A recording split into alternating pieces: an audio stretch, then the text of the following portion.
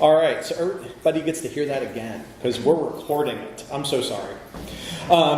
It's even a big red button. You'd figure I would have noticed. So we're talking about maintaining design consistency across every channel. I'm excited to talk to you guys about this today. My name is Randy Oest. I'm a senior designer and front-end engineer at 4 Kitchens. And we're talking about the decoupled future and how the development end of decoupling is getting a lot of attention, but marketers and designers are kind of not being brought into the fold nearly as much. There's not as much of a discussion about what we can do about that. So what I want to talk to you today is about how to maintain design consistency across all of those channels. How do you handle large-scale design consistency, or as I like to put it, decoupling for designers? We're going to start the process by getting everyone invested in the process. This may seem like an obvious first step, and it is, but that's because it's vital. Maintaining consistency is a task that requires discipline from the whole team, and it pays dividends when you do it right. So let's talk about the value of design consistency so that we can get everyone on board. We're going to make some points about why design consistency is important. This is stuff that you can talk with your team about and justify going down this route. The number one business reason to build a design system is money. How many companies with a digital footprint have several different types of tooltips, inconsistent cancel button placement, and 17 different types of call to action buttons? Too many of them have them. We probably run them. I worked at the University of Pittsburgh for 10 years. I made a lot of buttons. So when you create a new component from scratch as part of your ecosystem, you are literally inventing the wheel again. Designing and building the same things over and over is costing you and your organization money. It's wasted effort. A design system allows you to leverage prior thinking and to iterate, adding improvements on work that has already been done. This leads to faster implementation. So you decide that it's time to implement some design improvements that will make your product more modern and efficient, only to realize what should only take a couple of hours is actually going to take you 2 months. You see, the simple design change that you requested has turned into a Gordian knot in development as the engineers discover a series of cascading issues related to your change. I don't know about you, but I've experienced this far too often in my life. I just want the button color to be changed. Why is it a hassle? So when you work with a design system, implementation is based on a documented system. This means that the development phase of a project moves at a much faster pace with fewer surprises. Dependencies are known. That people know whenever you make one change how that will cascade, and you have control over that. So moving back to thinking about the design of a project, usability and learnability are improved when a design system is used. This is because a user grows familiar with the patterns and the flows of your system. This learned knowledge can be transferred to new contexts quickly. So this is how you build a rapport with your audiences as you expand into new devices and experiences. This reinforces your engagement with a customer. They understand the expected flow. This creates value and builds a rapport. Having an inconsistent interface is like talking to users in several different languages. Only advanced users are going to be able to accomplish anything. So keep it consistent and build a relationship to last. The next value of having a design system is the freedom to focus on the important things. Stop spending time solving the same things over and over again. By having this framework in place, designers and marketers can focus on the more important goals. So marketers and designers can create motivational promotions, more effective calls to action, focus on user journeys and good copywriting, instead of fretting over implementation details. No one wants to have an argument about why it's going to take so long to build it. I just want to build that landing page and I want to get my results. I want to make sure my KPIs are up. I want to make sure that the promotion is aesthetically pleasing and will draw in more people. So the next thing I want to talk about is onboarding teams faster. If we're blessed with growth, or we have to replace people who have decided to leave and we're bringing new people onto the team, when we have documentation and tools for them to learn the ins and outs of your identity, your branding, your interface, this means they get up to speed that much faster. That means instead of having a 6-month ramp-up time, or 6 to 9 month ramp up time, you can cut that down to 3 months, 2 months, 2 weeks if you've got somebody who's like really likes to read documentation. So design consistency helps to reduce that friction with getting new people working towards results. So you've done a lot of the heavy design thinking. So this means that you've done a lot of the heavy design thinking, and you know how people use your product and service, and you've built a framework to serve them. This means that you can enter new markets faster. Like whenever Talking Cylinders came out, people who had structured content, it was easier for them to build applications to take advantage of that because they had the structured content. Same thing with virtual reality. Fun story, Netflix launched their virtual reality app, I think, in 3 weeks because they had all of their content structured, they had a system in place, and now like you can put on virtual reality goggles and watch Netflix. It sounds ridiculous until you think about sitting next to someone on an airplane, and then suddenly like putting on VR goggles and watching something sounds like a pretty good idea. So at any rate, you're able to take advantage of market shifts and new opportunities because you've got this design thinking behind you. And lastly, and this really isn't a value of a design system, but more of kind of a needed part of it, which is that without enforcement, rules are just suggestions. So when you build a design system, you need to have a central authority to maintain it. This can be a person, it can be a team, or it can even be a department. By making someone responsible for this, you empower them to maintain and grow that framework. When you move fast, you're not thinking about the future, you're cutting corners. I don't know about you, I'm on a deadline. I want to produce something as quickly as possible. Maybe I'll accrue some technical debt as part of that front-end engineering process or that design process. When you have a design system or a style guide and someone responsible saying this does not meet the minimum requirements for the schema or like area roles, then you're actually forced to do it right. Because when you cut corners, you affect the other engineers and designers and project managers and even the users that are exposed to this design system. So let's talk about what goes into a design system, what goes into a style guide. So a style guide is your North Star. This is when you are designing new interfaces or solving interaction problems. Your style guide is where you start. This is the center of your universe. A style guide is a toolbox for creation. It's a manifestation of your design system. It should be a living thing that feeds into all of the things that you make. A style guide is your artist's palette, providing you with vibrant options for creation. A style guide should never restrict the creation process, but instead should focus and enhance it. Inside the toolbox are all the things that you need. You need branding information. You need a design language that shows visual and interaction design choices. You need editorial guidance on voice and tone, telling your writers when to be friendly and when to use formal language. And you need a code library for the developers to implement. So let's talk about these 4 components of a style guide. First, I want to talk about branding. The branding information is used to set guidelines for how your company or institution's core assets are created and used. This can include colors, fonts, logos, typography, and more. Depending on how large your company is, your system may be quite large as you have a lot of sub-brands and adjacent brands and different treatments that you need to use. So I'm going to pull back from deep in my past. I'm going to go to the University of Pittsburgh. Let's see. So like I said, I worked there for 10 years. I worked as part of the team that did like the branding documentation. I worked on websites, oversaw print materials, whole kit and caboodle.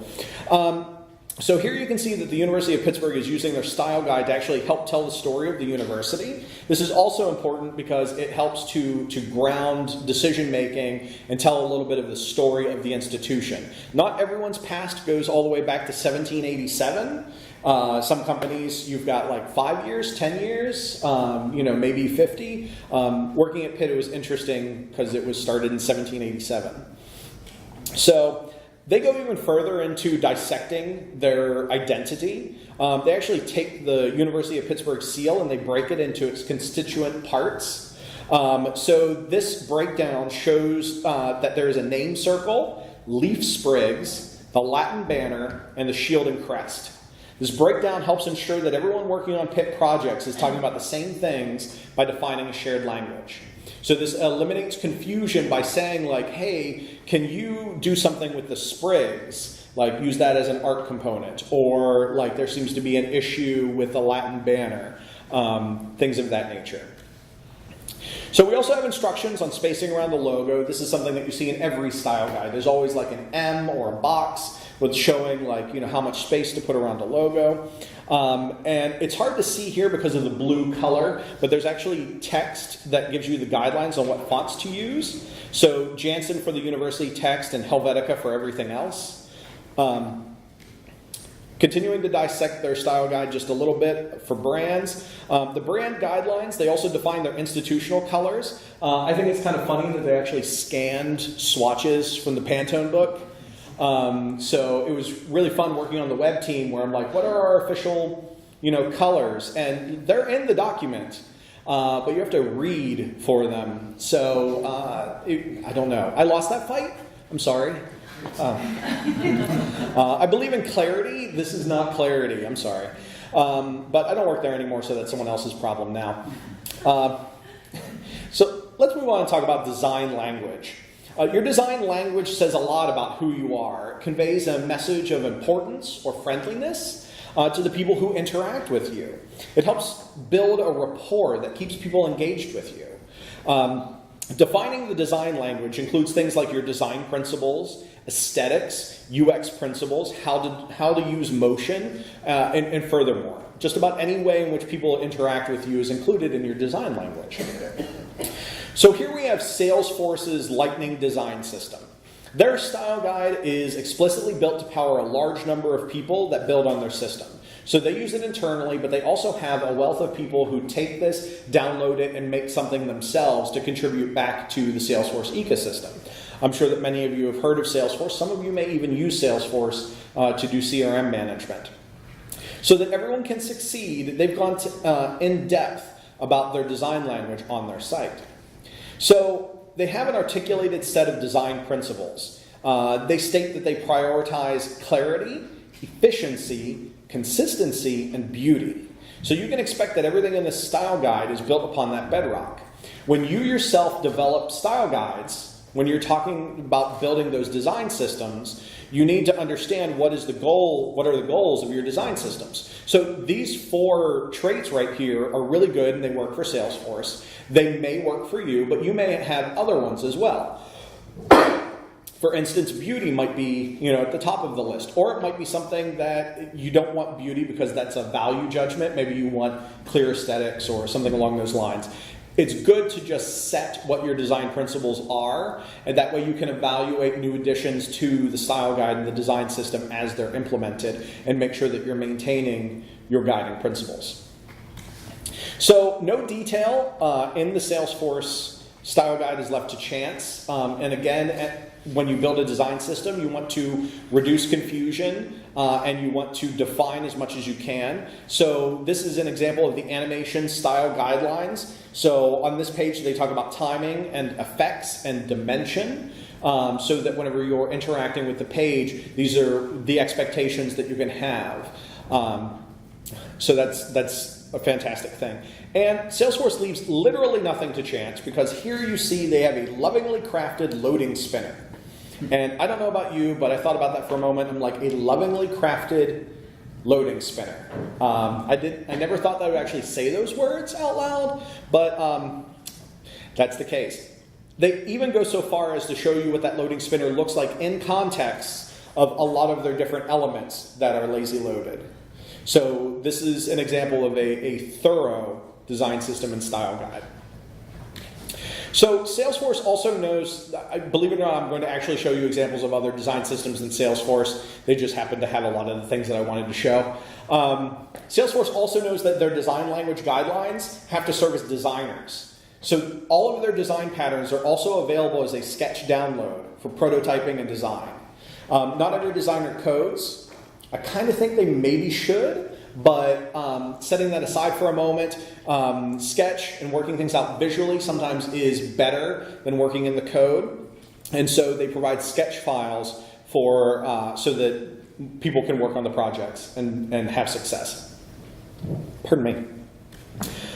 So the Carbon design system, which is by IBM, which I'll talk more about shortly, also offers sketch files for designers to work on. So one of the things to bear in mind when you're building this style guide and design system is that all of the different types of users who are going to be interacting with it, you need to provide them the tools to interact with it. It's not just about development, making sure that your front-end engineers can build things, or that your site editors and marketers can go in and create the components inside of WordPress or Drupal or Perch or wherever they happen to be working. You need to be able to provide them with the tools that they need, and sometimes you need to provide comping tools. So moving on, voice and tone. Voice and tone is part of a style guide, and this is one that has a tendency to get overlooked a lot. I mentioned this here today specifically so that we can all collectively do a better job of making sure that this is included in style guides and design systems. Voice is the core of your personality, and tone is knowing what you're saying and how to best say it. Okay, I've got a soon-to-be 5-year-old daughter, and I know that sometimes I have to use what I call my papa voice to get her to do what she's supposed to do. That is an example of knowing when I have to use my loud and forceful tone versus whenever I have to use my friendly, I love you, please do this, tone. So your website also has those moments. So the gold standard for voice and tone comes from MailChimp. The personality of their app, the personality of MailChimp, is a vital part of their branding. And so they've codified it in a document that they call voice and tone. Inside this document, you can see this is an example of a success message. At the very top, they give the author, the person who's writing it, a context for how a person is feeling. This user is feeling relief, pride, and joy. So the suggestion to the author is to pat them on the back and use casual language and tell them, you can feel free to be funny. This is a safe space. Make a pun. I love puns. However, here we've got an entirely different story. We know because it's an angry red color. Something has gone dreadfully wrong. The person who the author needs to speak to is feeling confused and stressed and might even be angry. The suggestion here is to offer a solution or a next step while being very straightforward. Remain calm and be serious. This is not a time for puns. So IBM's Carbon design system is pretty awesome, and it also handles voice and tone, but it does it a little bit differently, but no less clearly. So when you visit the content section of the style guide, you can read all about voice and tone and what they mean to the company. So they give you a little bit more context. This is a little bit more like an essay as opposed to the bite-sized pieces that MailChimp provided. And where MailChimp provided guidance by way of situations, Carbon lists out the writing principles as a backbone for communication. It says, do use the active voice. Do use the second-person perspective. And they tell the writer why so that they understand.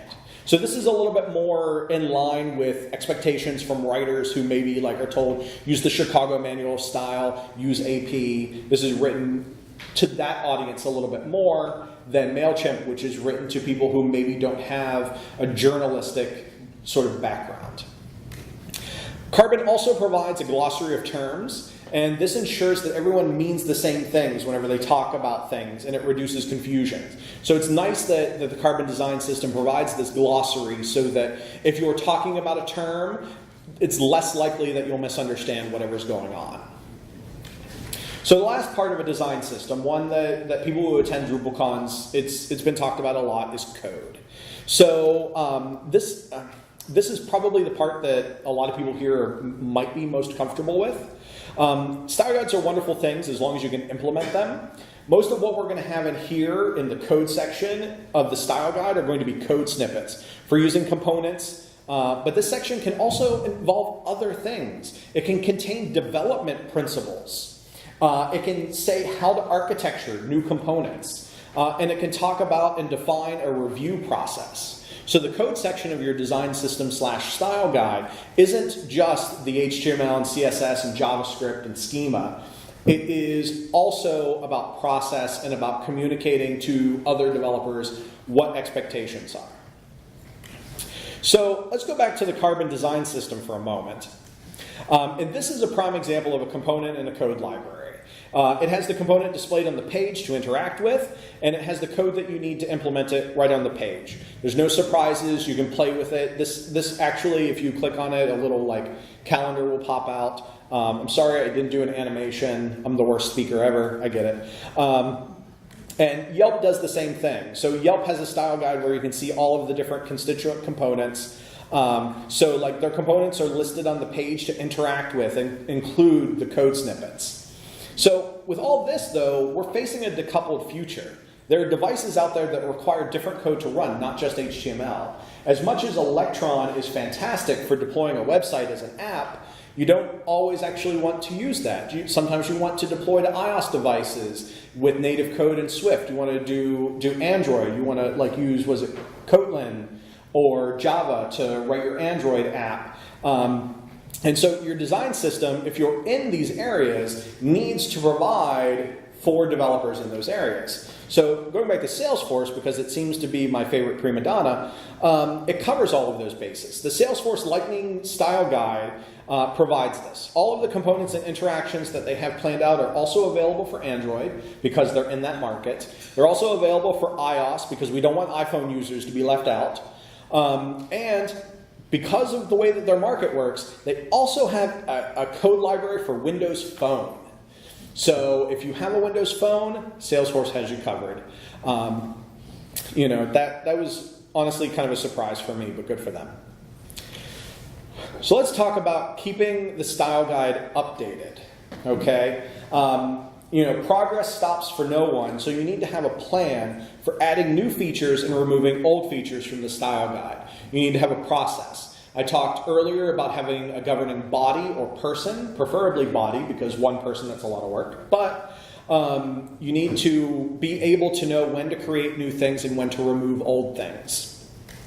So Salesforce, and I didn't see this in many of the style guides that I actually reviewed as I was writing this, but Salesforce was one of them, is that it actually shows things as clearly labeled as a work in progress, clearly labeled as deprecated, soon to be removed.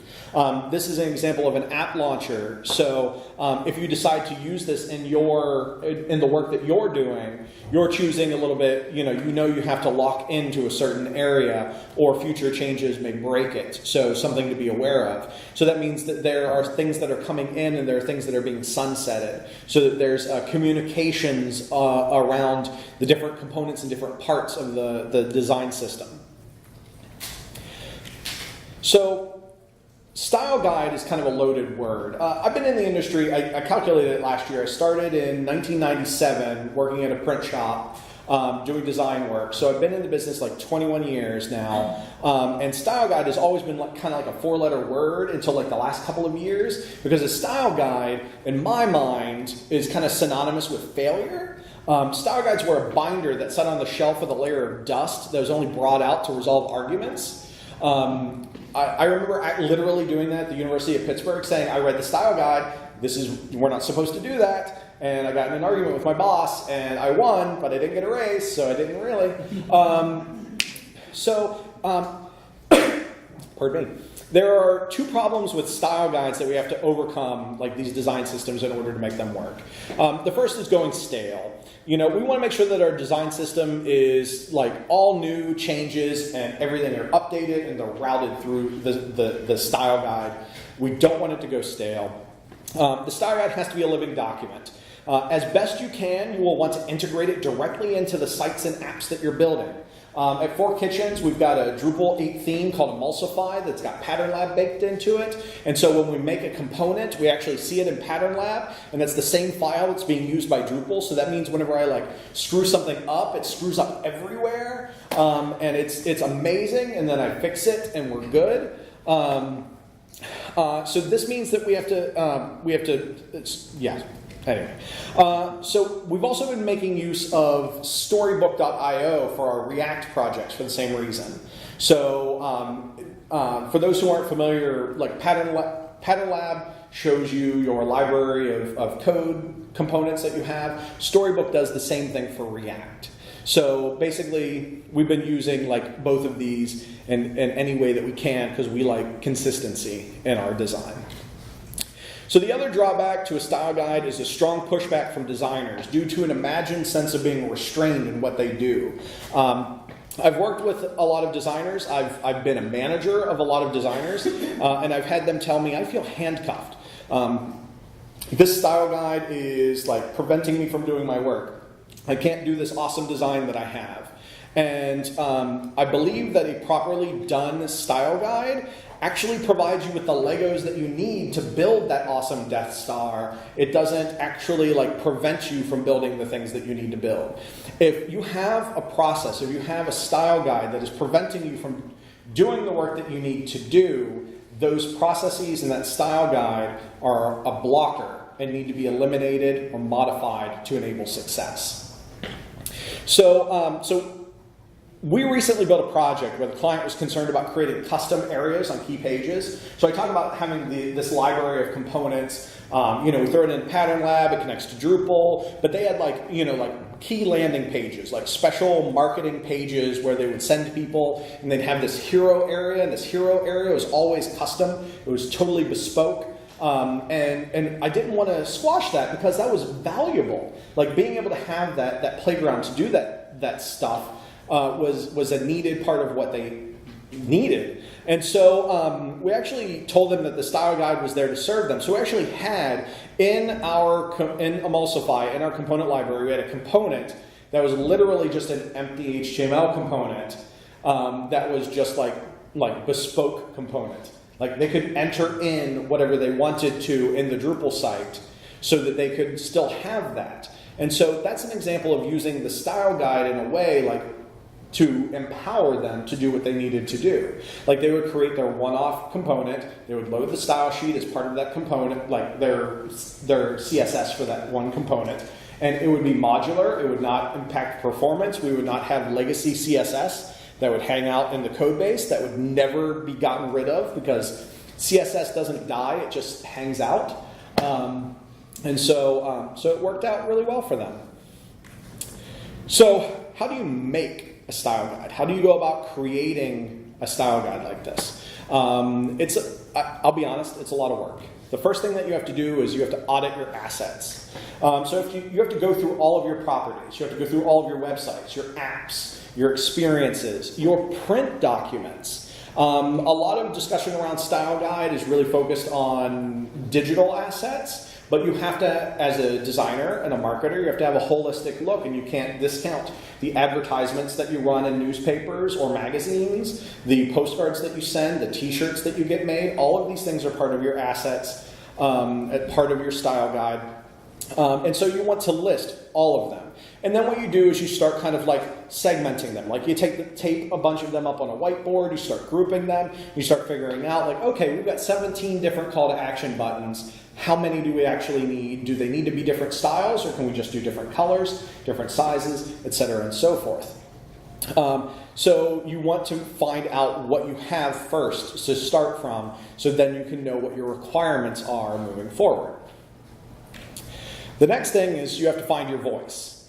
You have to define how you speak with the people who engage with you. Are you formal? Are you informal? Are you a little bit of both? You have to figure out how you're communicating, either verbally, if you're doing like Facebook Live videos, or if you're doing YouTube videos, and also how you're writing to people who are coming to your sites and engaging with you.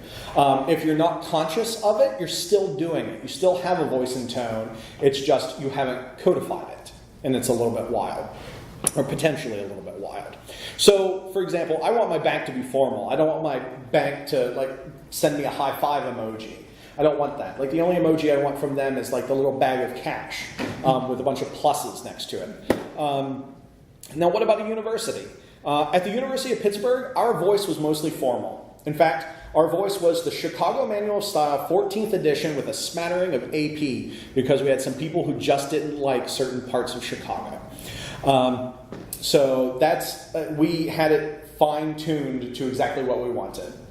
Now, some of our touch points at the University of Pittsburgh, like admissions, we actually changed it up a little bit, and we adopted a little bit more of an informal conversational tone because we were reaching out to potential students. And I don't know if you're going to remember when you were 17, but having a large institution send you a formal email wasn't exactly enticing to get you to the school. You have to be a little bit more friendly and be aware of those touch points.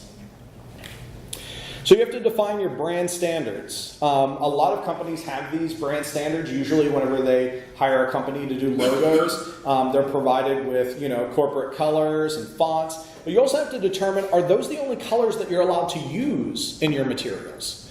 So for instance, we saw earlier the University of Pittsburgh had blue and gold. And on a lot of my design projects, I wanted to use purples and greens and oranges and other colors. And there wasn't anything codified that we weren't allowed, but weirdly most of my clients just wanted blue and gold, like everything, blue and gold, blue and gold, blue and gold. In fact, I have nightmares of blue and gold. But you have to figure out what your color use is as part of this process, as well as the fonts. What fonts are you using in your corporate communications? Are they consistent between print projects as well as online projects? Are they freely available for the people who are making the content? So if you're building a digital asset, are you able to load the Google font? If you have designers who are working on comps and Sketch, do they have access to the font to work from? These are things that have to be baked into brand standards as well, because it's one thing to say that you want to use Jansen and Helvetica for everything else, and it's another thing to actually empower people. It's like, okay, great, you want Jansen. My Mac doesn't ship with Jansen text as a font. I have to be provided with it. Going dumpster diving on a server, it kills time. You also have to build and document your toolkit. So each team has different needs. So what this means is that marketing needs to know how and when to implement various widgets. Site editors, or just editors in general, need to know the tone of how to talk with users when they write an email campaign. And developers need code snippets to ensure that the interactive elements are working as appropriate. So all of the things that I mentioned before, I know I've been putting an emphasis on documentation, but I just want to spell it out. Documentation saves lives. Okay, it doesn't really save lives, but it'll feel like it when you get to go home at 5 o'clock on a Friday because you knew what you were supposed to do. So how do you communicate all of this? How do you work together to do all of these things? There are a lot of apps and services that facilitate this. In fact, I would say that we're about to enter into like a golden age of options for creating design systems. The trouble with entering into that golden age is that there's no clear path through the golden age. Okay, there's a lot of options. I'm going to tell you a few of them. There are things that you might think are fantastic that I don't mention. I don't know, but we'll go through an incomplete list. The first thing is that I dare say that when doing interactive and visual design, that Sketch is the go-to tool. I know historically I've used Photoshop. I still think I have more Photoshop web design hours logged than Sketch, and I've been using Sketch for like 4 or 5 years now. But I think that Sketch is a good tool to use. It is surprisingly programmable. So what this means is that plugins can be written fairly easily if you're the technical sort to write plugins. And so it has a robust plugin ecosystem, which, not unlike Drupal modules, can give the designer superpowers. So, like for instance, there's a plugin in Sketch that will actually let you design a website in Sketch visually, export HTML that you upload to a server, and boom, you've got a single-page website. Congratulations. You didn't have to code it. I don't recommend actually doing that, but as an experiment, it's fun. There's a tool called Zeppelin. Zeppelin is a wonderful complement to using Sketch. It also works with Adobe Photoshop and Adobe XD. And what it does is you upload files. So you take your homepage comp and you upload it. You take your inside page comp and you upload it. And what you can do is you can actually go in and select the various elements in the design. And you can say like, hey, this is one of my style guide colors. This is another style guide color. You can give them names. Pardon. For instance, the purple there is NYU Purple, followed by NYU Purple Dark. and then the dark gray is called text because I'm unimaginative. But you can name the colors. You can see on the right there is some sass that's been written out. So what this means is that I, as the designer, have uploaded my files to Zeppelin. I've defined the text styles. I've gone in and defined the color palette. I tell the front-end engineers or the developers, hey, I've uploaded it. You can go and steal everything out of Zeppelin. They copy this. They throw it into like a variables or configuration sass file, and they're good to go. They can implement it straight away from that. I'm pedantic, so I use this as inspiration and don't actually work directly from it, but as a coder, that's just how I am. In addition to this, Zeppelin, I don't have a screenshot for it, but you can actually also dissect and look at the different sizes of things in the document. So if you have a developer who needs to know like how much space is between things, Zeppelin empowers them to do that. And so Zeppelin is a good complement to using Sketch. Let's see. Zeppelin also just, I think this week or maybe last week, added support for uploading components. So that means that all of the component work that you're doing as a designer can also be uploaded and reused as part of this process. So like I said, we're in a golden age, but it's also kind of the Wild West as well. So I would be remiss in not mentioning the Adobe Creative Cloud suite of applications. As I said earlier, Photoshop is an old mainstay of web designers, and I'm speaking from experience. Adobe XD is the new prototyping kit on the block. It is a direct competitor for Sketch. It's really nice. I really like it. It doesn't have the plugin ecosystem that Sketch does, which is why I still adhere to Sketch, because that plugin ecosystem is just too awesome to let go of. So these are viable options for working on your design system, for building these things out as a designer and a marketer. Envision is in the process of rolling out Envision Studio, another free prototyping tool that lets you build things visually. So you can build websites and you can build app concepts that can get exported for developers to actually use that code to help get you a little bit further along. Envision is building a giant design ecosystem. They've got their design system manager, which looks awesome, but I have not taken the time to examine. But they are just building, they're trying to become a hub for designers and design systems. So it's worth investigating as part of like your options. So all of that said, what do I like to use for my workflow? Pardon me. So being completely honest, my current workflow is using Emulsify, which is a Drupal 8 theme, which makes use of Pattern Lab. I use either that or Storybook.io, depending on the technology of the project. So if I'm doing a React project, it's Storybook. If I'm doing a Drupal project, it's Emulsify. I know that's boring. It's not super great. I use Sketch to kind of plan out my designs to like as much as I need to, and then I immediately go into front-end engineer mode, put on my hat, and code it up. But I've got my eye on something special. Something really awesome that I think is going to revolutionize the future of these kind of design system things. Which now that I've said that out loud, that sounds really, really big. And I don't mean it to be that big. But React plus Sketch, I think, is going to be something that gets a little bit more centralized. The reason for that is that Airbnb has a tool where you can keep your single source of truth, your North Star, in a React repo as React components, okay? And those React components, when you run a command, will export to Sketch. So that means that you can have all of your symbols that you need in Sketch get exported from React into Sketch. So that means that the coders and the designers are both working from a single source of truth. When something needs to be updated, you re-render the React app and it updates Sketch.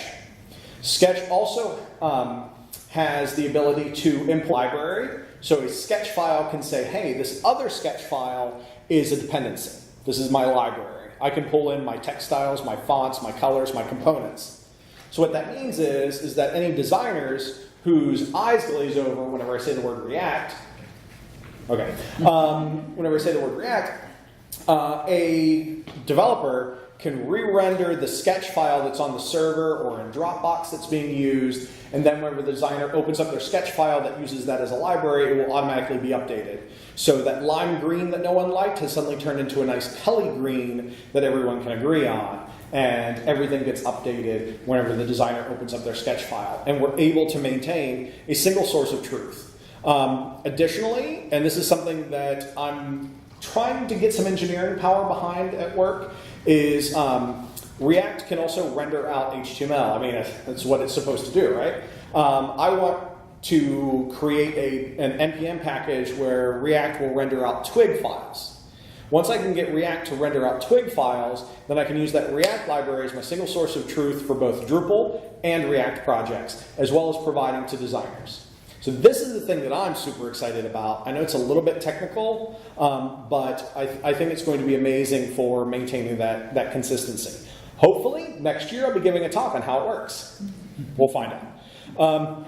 So ultimately, everything in this space is moving very fast, and every team has different preferences for what works for them. Some people really like Adobe stuff. Some people really don't like Sketch. There are a lot of preferences. There are a lot of moving parts right now. You have to evaluate the options that appeal to you and choose the one that works best for your team. That's ultimately where that decision lies. So I'm at the end of my talk. Do we have any questions? I love talking about this stuff. I got a question. Yes. On your bespoke paragraph component, or you guys are building it out, are you allowing them to actually upload CSS into the database to manage that, or how are they managing them just sandblasting HTML? That's a fantastic question, and the folks who actually built it out aren't here, so I'm not sure. My role in that project was designer. So I'm senior designer and front-end engineer at Four Kitchens. That means that I design things and I also build them, but based on like where I'm needed, sometimes I put on my designer hat and float around. That's a place where I put on my designer hat, did the design work, handed off to the front-end engineer and back-end engineers. So I can't say explicitly whether they, if it was a form field or how they were permitting it. So. I'll hit you up later. Sounds good. Did I see somebody's hand? Any other questions? Yes. How do you handle when you have like multiple stakeholders? As in, the editorial team wants to pull one way, the marketing team wants to pull another way, and the designers want to pull another way, and you as a developer and stuck in the middle saying, but there is a design style guy here. We cannot do that.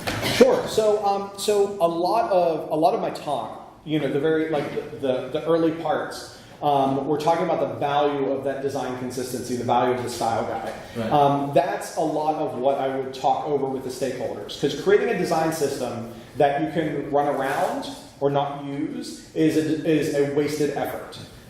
So what you need to do is get that buy-in first. So the first thing that you have to do is make sure that everyone understands why there's a design system, and then it gets enforced. So it's one of those things that it's a little bit like social engineering. Like you have to be able to talk to people and convince them of things that are in their best interest. This is the design system you're looking for, and so it's one of those things. I believe that everything that I have to do my job is part of my job. So, like for instance, I'm a designer, which is great. I love creating visual things and making things that are really awesome. But I also know that I need to talk to CEOs and convince them of why that particular shade of blue is good and why they should not have a picture of them with a koala on the about page. There's